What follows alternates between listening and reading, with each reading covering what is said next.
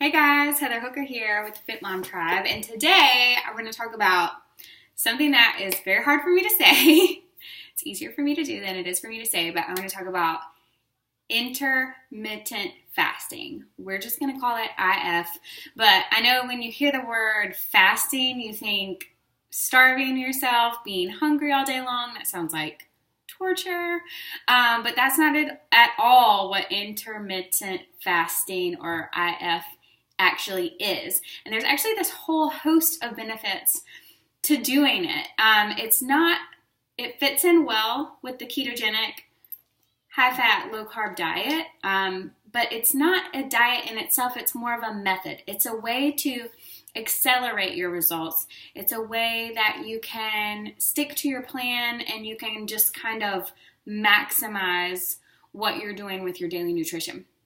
So let's talk about first how to get started. So I think the easiest way to get started with IF is, for most people, is to skip breakfast. If you're a huge breakfast eater, you might want to skip dinner or eat a really early dinner. But for most people, myself included, it's going to be easier to just start skipping breakfast. Some of you might naturally skip breakfast anyway. If that is the case and you're a person who doesn't wake up super hungry, then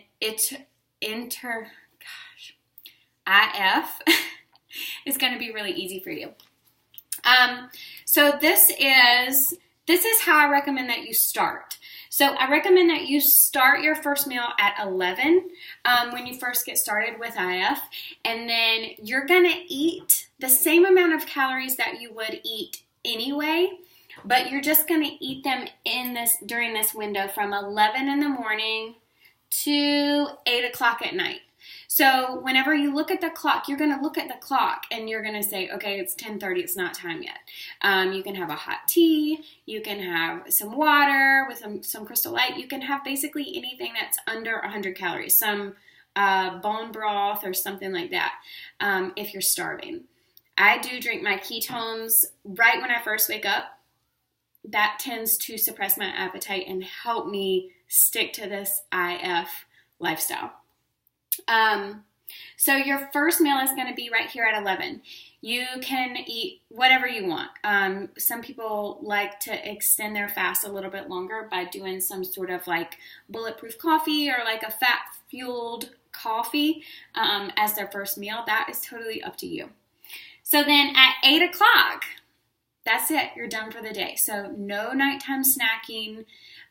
This really helps me with that. I am a person who would like lay in bed and turn on Real Housewives, and I would just like stuff my face and not even really pay attention to what I was eating. So now I know that since I'm following an intermittent fasting lifestyle, the protocol, that it's really going to help me get all of these benefits that I am trying to get. It's going to help me accelerate my results if I just cut that out. So I try to eat my dinner around 7:15, 7 o'clock, 7:15, and then I eat my dinner and then I'm done for the day. Once you do this successfully, this comes easy to you.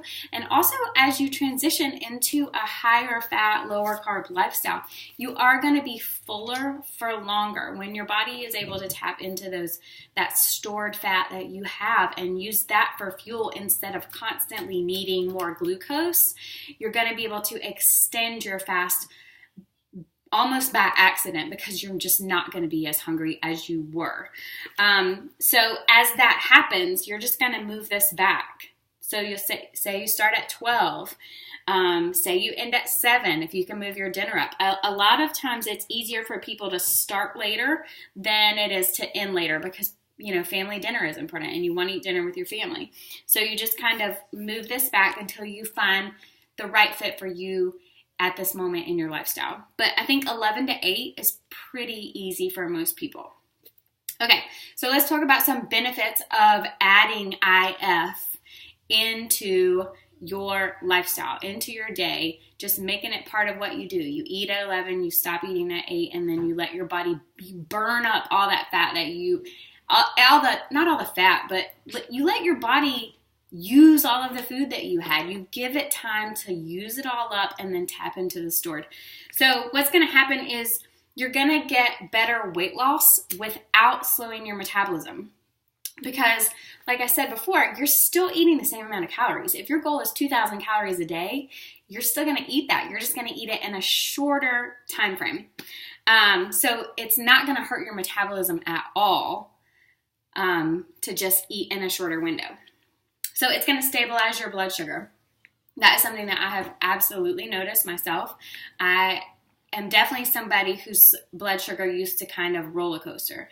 And when you're doing this, it does help stabilize, as well as the high fat, low carb helps stabilize it.